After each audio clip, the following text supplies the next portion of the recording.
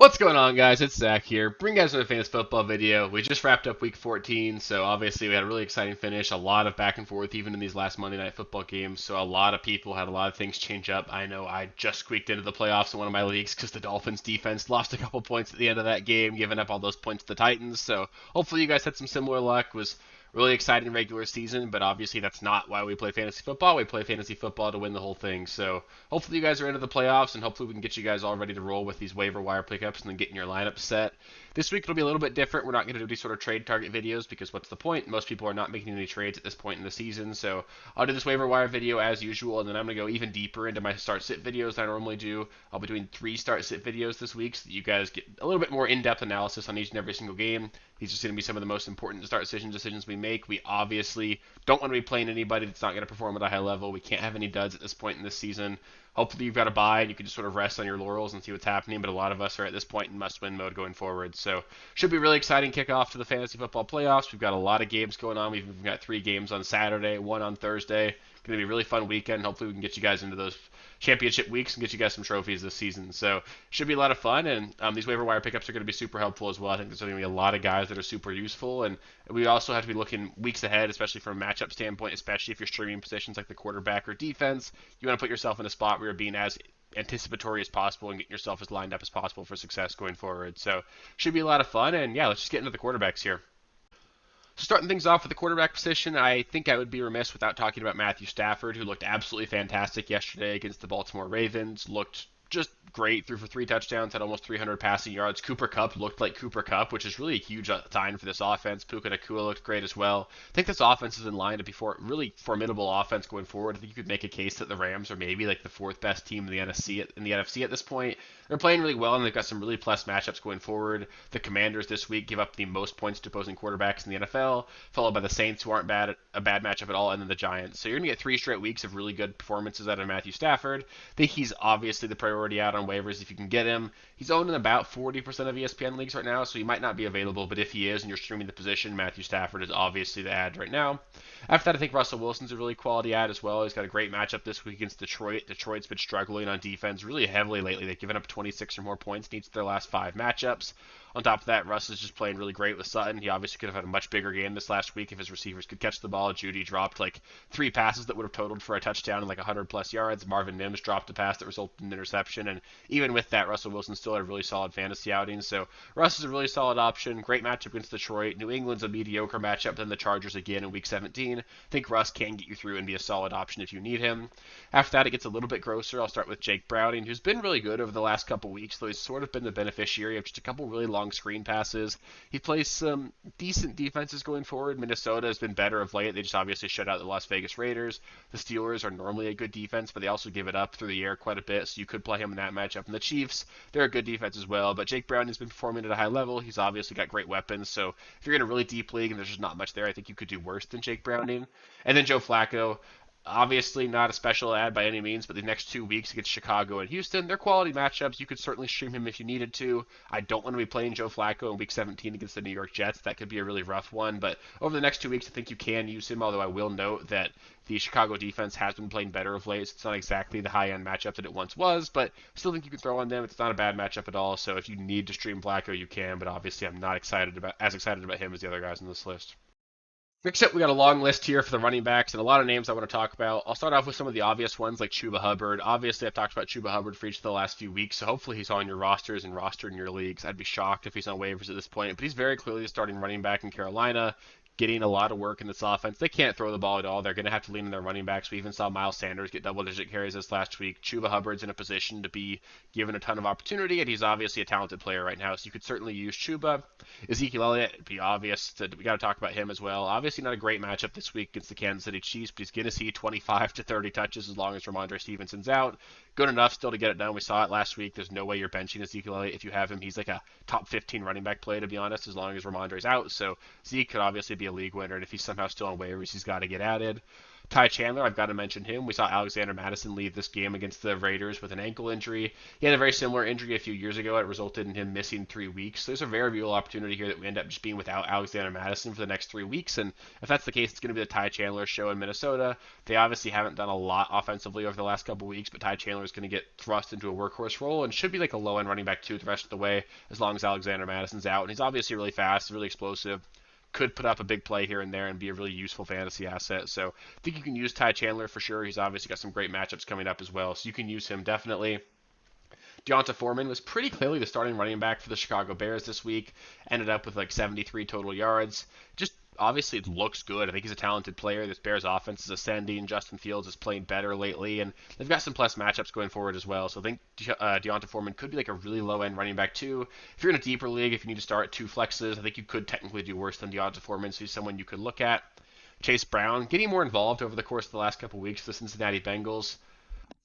I actually talked about him some earlier on in the offseason, just about how I thought he could be a potential league winner, a guy that I always thought was really talented. He's a bit of a different runner than Joe Mixon. He's much more explosive back, a guy that can get out in space and can do a lot more in the open field. And we've seen that in the last couple of weeks. He obviously housed a really big screen pass this week. He's a talented player. If anything were to ever happen to Joe Mixon, he would obviously be a must start in this offense. But even without that, he's being manufactured touches. They're throwing him the ball. I think you could stream him in like a PPR format as like a low end running back too, just a really desperate play. So he's not someone I'm excited about, but he's a talented player. He's an injury away from being super relevant, and if you're in a really bad spot, you could use him, although I wouldn't be excited about it by any means. Samir White, I got to mention him, I guess, along with Amir Abdullah. Josh Jacobs left this matchup in week 14 against the Minnesota Vikings. Could potentially miss the game in week 15 against the Los Angeles Chargers. Obviously, this is a game on Thursday Night Football, so there's a situation here where obviously Josh Jacobs is going to have a short recovery time.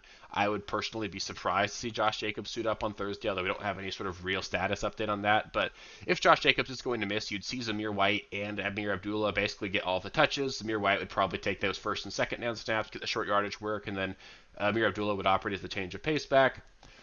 To be completely honest, I really don't want to be starting either one of these guys, especially in a playoff situation. Neither one of them have really proven they're NFL caliber players. Amir White hasn't really had a quality NFL moment yet in his career. Amir Abdullah's he's explosive. He's good enough as a pass catcher, but he's not someone I want to rely on in my fantasy playoffs. There's just no way I'm going to have confidence starting either one of them in a fantasy playoff matchup. So unless you have a bye and you think this could be a multi-week injury for Josh Jacobs, I'm honestly just uninterested in those guys, but I have to mention them. It's just that I don't see a world where I'm starting them in week 15 and then there's probably going to be a situation where Josh Jacobs comes back. So I'm not excited about those guys, but I have to mention them. For the Chiefs, Clyde Edwards-Helaire and Jerick McKinnon both could continue to see increased workloads as long as Isaiah Pacheco remains sidelined. They did not put him on IR this last week, so I bet Isaiah Pacheco comes back either next week or the week after. But if Isaiah Pacheco continues to miss time, CEH and McKinnon effectively split snaps. McKinnon operated as the pass-catching back, also scored the touchdown as well, but they were sort of in a hurry-up situation. CEH did get a lot of the red zone snaps and all that, so I think they're both like really low-end running back 2 plays, nothing that I'm super excited about. But this Chiefs offense is obviously struggling. It's not the high-end offense that they've been over the last several years, so I think in general, the upside in this offense is a little bit limited compared to what we've seen. So even though the Chiefs, I'm not super excited about it, but they do need to be on rosters, especially if Isaiah Pacheco is going to continue to miss time. Keaton Mitchell, I've got to mention him. The Ravens did make a concerted effort to basically make him their starting running back. Justice Hill technically played the most snaps, but he only had 2 total opportunities this last week.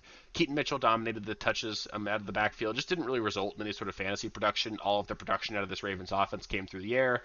Lamar had a massive game and ran for 70 yards, so really tough to get a huge read on that, but I do think this Ravens offense is going to be really good the rest of the season. Keaton Mitchell is the running back you want to own, although if you're playing him, it's obviously a really risky play. You're hoping for a home run and just hoping that he hits on a big play because he's not going to get enough volume to make him super reliable, and we still know that if they get down near the 1, it's going to be Gus Edwards. So he's a desperation play at the running back position, but if you need some upside, he could be that, and he's a talented player. You could do worse than Keaton Mitchell, and he should be on more rosters.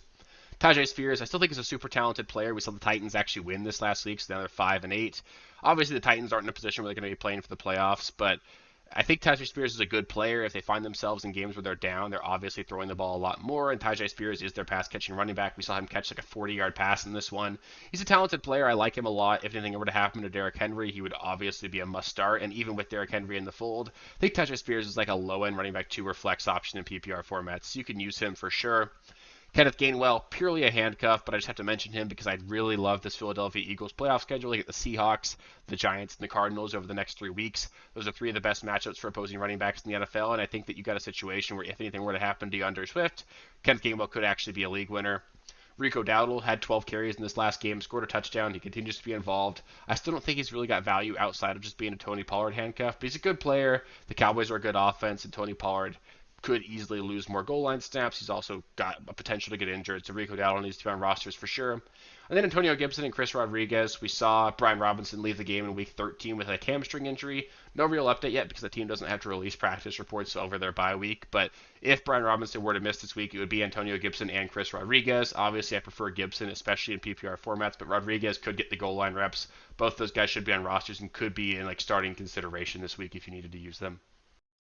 Next up, we got the wide receiver position. I would be remiss if I didn't talk about Jaden Reed. I talked about him last week along with Romeo Doubs, who are both really high-end ads and guys that I think absolutely need to be on rosters. Jordan Love is playing a lot better, and Christian Watson could continue to miss time. But Jaden Reed's clearly their prized possession here. They're basically utilizing him like Deebo Samuel. He had 10 targets in this one, had 4 carries. Just clearly a player they want to manufacture touches for. He's a great player. I like him a lot. I think even with Christian Watson in the lineup, he's still like a low-end flex play, even like a low-end wide receiver 3. And especially in PPR formats, I really want him. So if Jaden Reed happens to still be on waivers, he absolutely needs to be rostered. He's a guy that you can actually start pretty confidently going into your playoffs. They have a great matchup against the Buccaneers this next week, so you can certainly use him. Odell Beckham, I've got to mention him. Saw 10 targets this last week. Just looks more and more like vintage Odell Beckham. Obviously not quite playing at that level, but he and Zay Flowers are pretty much splitting the role of the wide receiver 1 in this offense. Odell Beckham operating a lot more downfield. So he's the higher risk play of the receivers in Baltimore between him and Zay Flowers, but obviously that comes with more upside. I think you can use him as like a flex play if you need to going forward, and he should be on rosters. Noah Brown obviously put up a dud this last week, scored 0 points against the Jets, but we saw Nico Collins go down with a calf injury. There is a situation where going forward, C.J. Stroud comes back, and C.J. Stroud's the quarterback for a team with Noah Brown is basically operating as the number 1 wide receiver. So any number 1 wide receiver for C.J. Stroud, I think is going to be fantasy relevant in most game environments. I think Noah Brown needs to be on rosters, so I would obviously be hesitant about picking him up and playing him right away, especially if C.J. Stroud were to miss time. He wouldn't be playable for me. Romeo Doubs, like I mentioned earlier, I think as long as Christian Watson's out, he's very high-end, like flex play, wide receiver 3 caliber guy, and then if Christian Watson's back, he's a lower-tier flex play, a guy you can use. Plus matchup next week, like I said, against the Buccaneers, you can start him, but obviously it's a little bit riskier if Christian Watson's active. Curtis Samuel, got to mention him, continues to get manufactured touches in the Washington Commanders offense. Sort of like a Jaden Reed level player, a guy they're getting end arounds to, throwing screen passes to, short yardage passes. Honestly, the safest play of any Commander wide receiver going forward. They've got a good matchup this week against the Los Angeles Rams, who we just saw give up a lot of fantasy points to the Baltimore Ravens. So you can certainly use Curtis Samuel as a flex play. Zay Jones, I've got to mention him.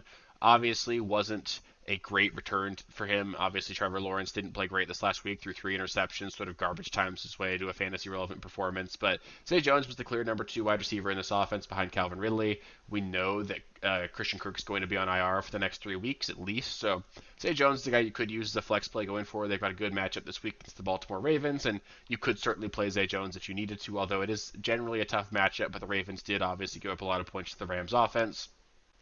Jonathan Mingo, I've got to mention him. Obviously gets more and more involved in this Panthers offense as the weeks go on. Wasn't a great week for him. It didn't result in any fantasy performance, but he did get missed by Bryce Young on like what should have been a 50-yard passing touchdown this last week. Bryce Young's obviously not playing well. I don't think this is a situation where I would really feel confident in playing Jonathan Mingo in my fantasy playoffs. But if you're in a super deep league, I could understand why you'd maybe want to pick him up and use him as like a really deep flex option. But I want to mention him, but I just don't really think I'd ever feel confident enough starting him.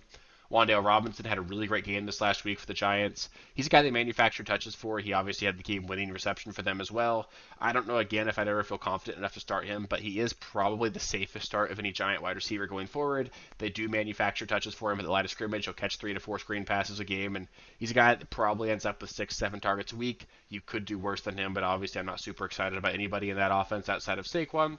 Jameson Williams, I've got to mention him. This Lions offense is sputtering, but they do have some plus matchups coming up. They obviously get the Broncos this week, who have been worse against opposing wide receivers lately, but are still beatable through the air. And then they also get 2 matchups with the Vikings over the next 3 weeks following that. So you could pick up Jameson Williams. So obviously it's a risky play. You're hoping for a big touchdown, but he's obviously got that upside in him. And then Demario Douglas, I've got to mention him, should return to action this week. He's obviously been dealing with concussion.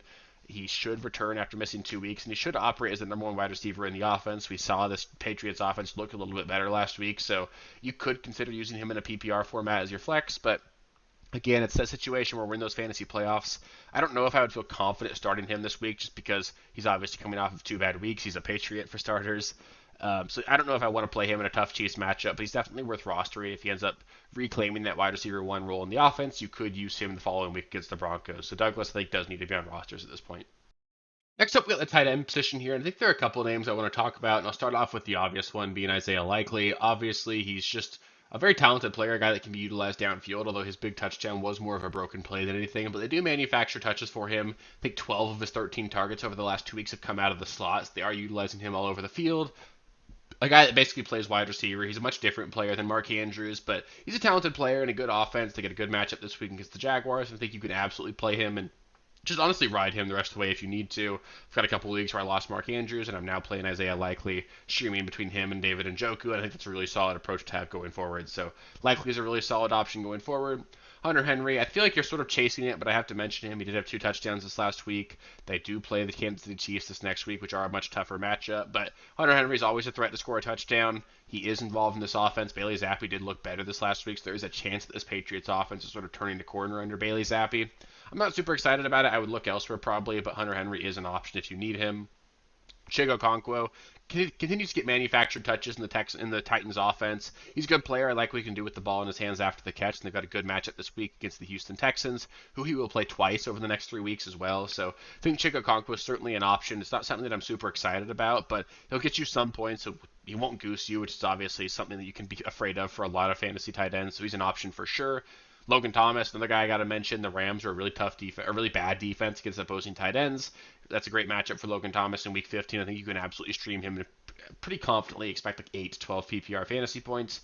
And then Kate Otten, I've got to mention him as well. Scored the game-winning touchdown for them this last week and has a great matchup this week against the Green Bay Packers. I think you can definitely play Kate Otten. He's on the field all the time. He will get some targets. He's a threat in the red zone. So you can use Kate Otten, but again, the floor is obviously really low for a lot of these guys. But that's what streaming tight ends like. So those are probably my 5 favorite options off the waiver wire this week. And then last, I just wanted to go over a couple of defensive streaming options. There are obviously a lot more than this, and it's really important just to really mix and match playoff schedules. Look over the next 3 weeks. Make sure you've got your defense set for each of the next 3 weeks because we're at the point where it doesn't make sense to hold players you're not going to use over the next 3 weeks, and you could pretty confidently pencil in which defense you're going to use week by week. So look over the next 3 weeks. Make sure you pick up some players that are going to be really useful for you going forward because I think defenses are one of the easier ways to pull off an upset in a lot of matchups as well. If you're an underdog in a lot of matchups, but you just find a way to get a defense that gets a pick six or something, you could really swing your way right back into a matchup. So defenses are a good way to swing things in your favor. And I'll start things off with the Indianapolis Colts. Continue to just get it done. They scored another defensive touchdown this last week. They've got 3 solid matchups going forward. Pittsburgh this next week, who have just not looked good on offense at all. Atlanta, certainly a defense or an offense that you can expose, and the Raiders, who obviously just got shut out. So the Colts are probably my favorite defensive ad because I think you can use them each of the next 3 weeks going forward. And they're also pretty wildly available. Although after this last week against the Bengals, I think a lot of people picked them up, but you can go look and see if the Colts are available. I know they're available on some leagues, and they should definitely be rostered. The New Orleans Saints, I'll mention them. Obviously not someone that I like super much going forward, but their matchup in Week 15 is great. They play the New York Giants, who I know looked relatively good against the Packers this last week, but the Saints are a great defense. That's really the strength of this team, and the Giants are not an offense that scare me. So I think the Saints are a really solid play, especially this week. The Kansas City Chiefs, they're a defense I think you can continue to use. There's a chance they got dropped this last week with their matchup against the Bills, and they play the Patriots, the Raiders, and the Bengals. Those are 3 teams that don't scare me offensively. You could play the Chiefs all 3 of these next 3 weeks. And the Denver Broncos, they get the Lions this next week, who seem like a tough matchup on paper, but that offense has certainly been struggling. Jared Goff has not played well for the better part of a month at this point, and the Broncos defense has played great lately, so that's a decent option. And then after that, they get the Patriots and the Chargers, who will likely be without Justin Herbert again. So I think the Broncos could be a really solid defense over the next 3 weeks as well. They continue to create turnovers. They've looked great lately, and I think you could certainly use them. So I think the Broncos are a really great option as well. But like I said, there are going to be plenty of other options. I highly recommend that you go look at all the defensive waiver wire options that are in your league. Make sure that you plan not just for this week, but for each of the next 2, because you're not playing just to win this week. You're playing to win this week, Week 16, and then win Week 17 and get yourself a championship. So take a look at those. But these are 4 of my favorite options and guys that I have rostered in a lot of leagues right now. So that'll do it for this week's waiver wire video. I hope you guys found it useful. As always, if you guys have any specific add or drop questions, feel free to let me know in the comments. I love helping you guys out, helping you get those rosters all set.